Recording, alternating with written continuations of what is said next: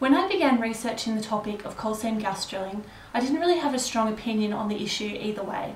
Obviously, I'm aware that mining and gas drilling would have its impacts on the environment and that we'd probably be better off without it, but I'm also aware that we need mining for energy and for other uses.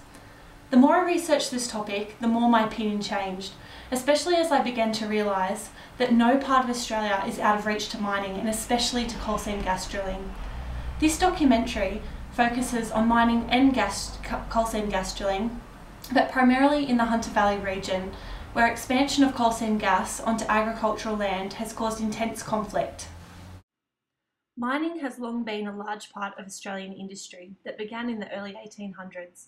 Since then, it has expanded to the multi-billion-dollar industry we see today, and it's not about to slow.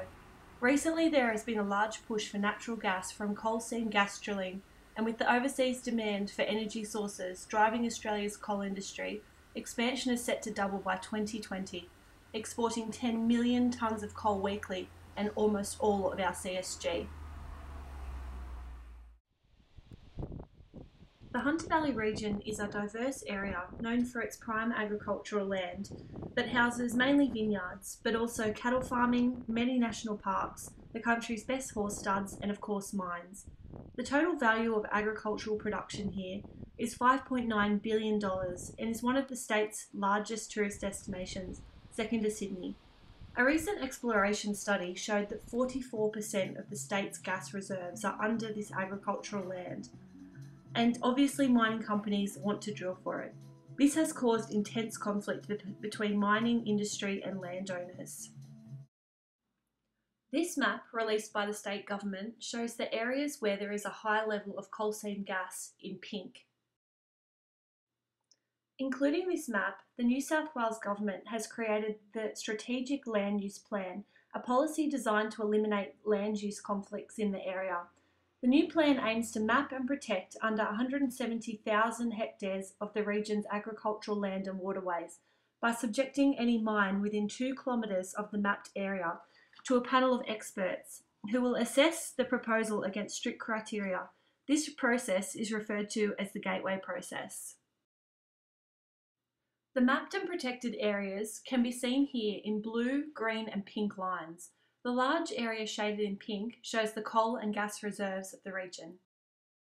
However, that said, the mapped area is not completely protected from mining.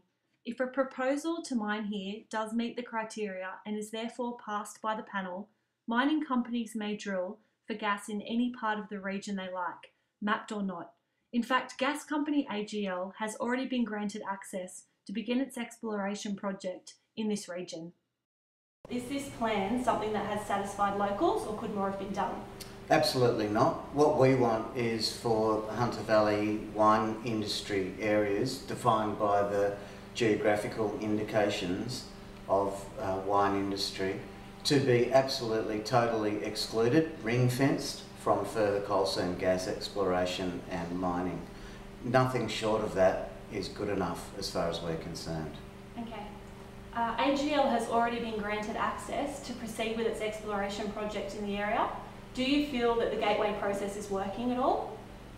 No, we believe that AGL has long-term plans to mine coal seam gas throughout the Hunter wine region, and we don't believe that they will stop at Gateway projects. They wish to get to the resource underneath the ground, and they'll do whatever they can, short of government control, to get there. This is something we are starting to see more and more of as mining expands and export demands need to be met. It becomes inevitable that mining and agricultural land will cross paths, especially as the remaining gas and coal reserves in Australia are under prime agricultural land. Mining companies, however, have said it is possible for the two to coexist. We don't believe that coal seam gas mining can coexist with grape growing or other agricultural pursuits based on what we've seen already. We've seen a test well at Bulga release saline water, so saline that it killed everything that came in contact with that water. We've seen aquifers already starting to be damaged by the fracking process drilling through our aquifers. We hold grave concerns about future aquifer interference and mine subsidence, causing damage to our water table and damage to our soils and therefore damage to our livelihood. That said, the coal seam gas industry is said to bring billions of dollars to the local economy, creating many jobs and expanding the area through development. One of the main concerns surrounding coal seam gas drilling is the depletion and contamination of water sources, aquifers and aquatic environments.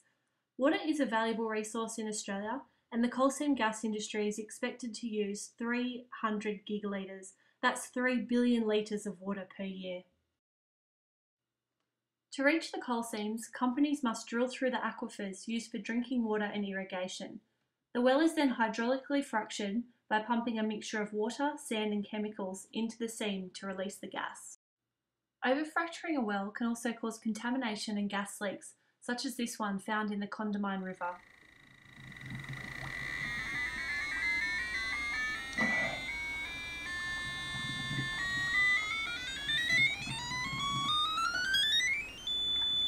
Really high, they're really high levels of gas. In the middle of the creek, in the middle of the river, sorry, the Condamine River.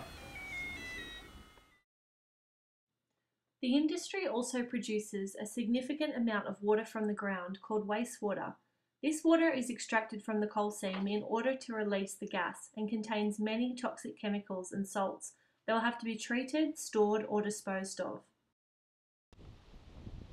A study that was carried out in America within 2 miles of 25 gas wells found people and animals were affected by contaminated water.